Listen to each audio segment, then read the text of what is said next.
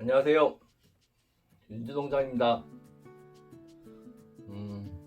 오늘 자가결실성 자가수정, 체리나무 자가수정이랑 수분수 그 부분에 대해서 한번 얘기를 해볼게요.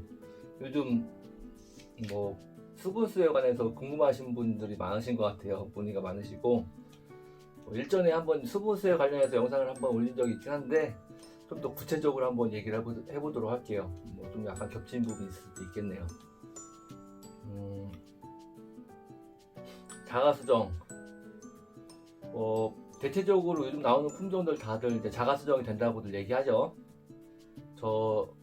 제 농장에 있는 품종들도 그렇고.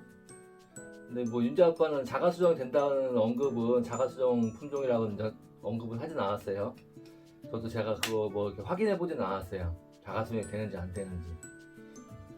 그래서 이제 윤재 아빠가 보통 추천할 때는 항상 한 적어도 두세 가지 이상 일반적으로 세네 가지나 네다섯 가지 품종을 이제 같이 혼식하라고 말씀을 드려요. 그래야지 이제 뭐 자가수정이 된다 하더라도 어느 정도 또 수정 확률을 더 높이기 위해서 이렇게 한 세네 가지나 네다섯 가지 품종을 혼식을 하라고 말씀을 드려요. 뭐 가정재배용을 해서 10주를 하시더라도 한 품종만 심진 않죠. 뭐 예를 들어서 이제 이 품종이 정말 뛰어나다는 품종이라고 하더라도 뭐 조생종이든 중생종이든 만생종이든 그 셋 중에 한 군데일 테고, 뭐 이거 따먹은 다음에 앞뒤로 아무것도 따먹을 게 없으면은 이 중생종이라 치면은 조생종이나 만생종 따먹을 게 없는 상황이 되는 거죠. 하나만 심으면. 그래서도 이제 10주를 심더라도 뭐 조생종 몇 그루, 중생종 몇 그루, 뭐 만생종 몇 그루 이런 식으로들 많이 심으시죠. 농장용으로 해서 100주를 심으시더라도 마찬가지고요. 뭐 노농용 분산도 있고 뭐 수확 시기에 분산도 있고 해서 이제 보통 세네 가지 이상 품종을 심으시죠. 저도 그걸 추천하고요. 자, 그러면은 자가 수정이 되는지 안 되는지 그거를 확인할 방법 일전에 한번 말씀드렸죠. 자가 수정이 되는지 안 되는지 확인하려면 진짜 엄청 까다로워요. 예를 들어서 이제 뭐 이런 나무가 있으면은 막 온실 같은 데다가 아니면 뭐 촉파리든 뭐 저기 바람 좀 안 들어오게끔 해가지고 꽃이 폈는데 수정이 되는지 안 되는지 뭐 그런 식으로 확인해야겠죠. 그렇게 저도 확인하지도 않았고 이제 굳이 어차피 한 품종만 심지 않으니까 저도 확인하진 않았어요. 예. 뭐 이렇게 확인한 사람이 누가 있겠느냐 그 싶기도 하고요. 자, 그리고 그러면은 수분수를 심어야 되느냐 마느냐 또 이게 또 문제죠. 수분수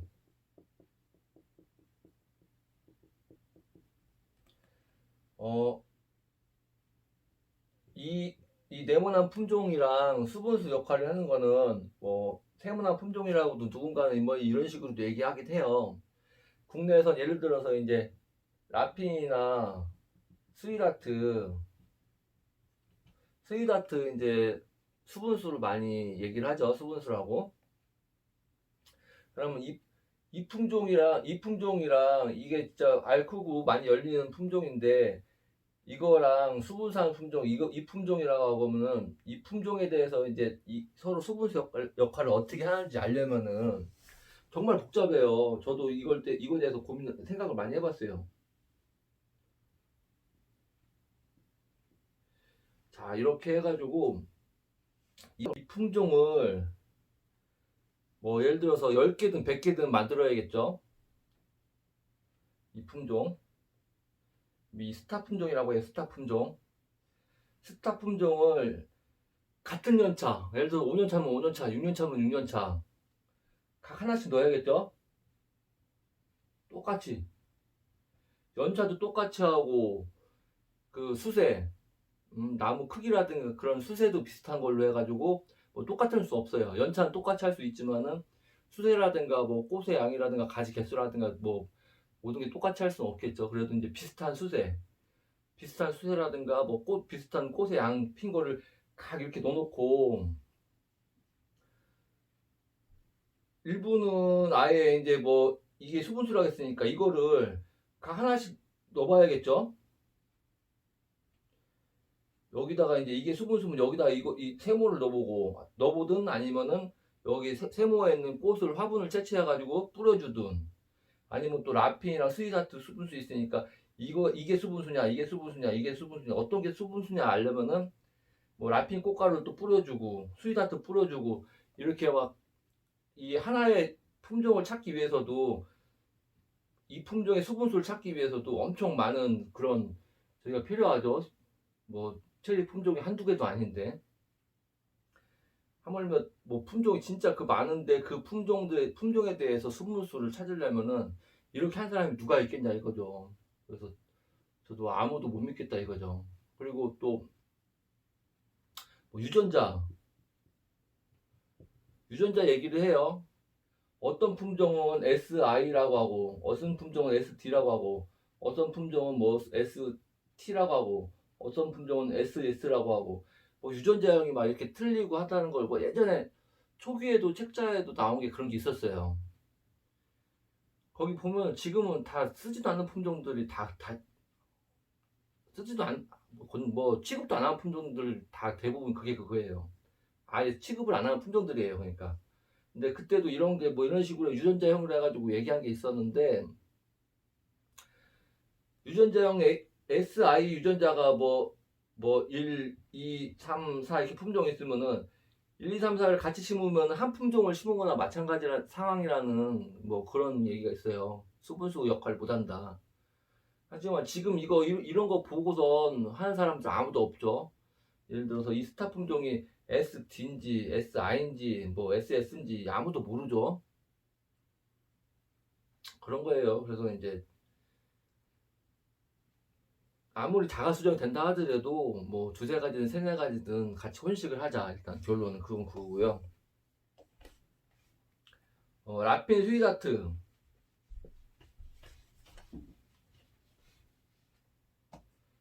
그럼 라핀이랑 스위다트,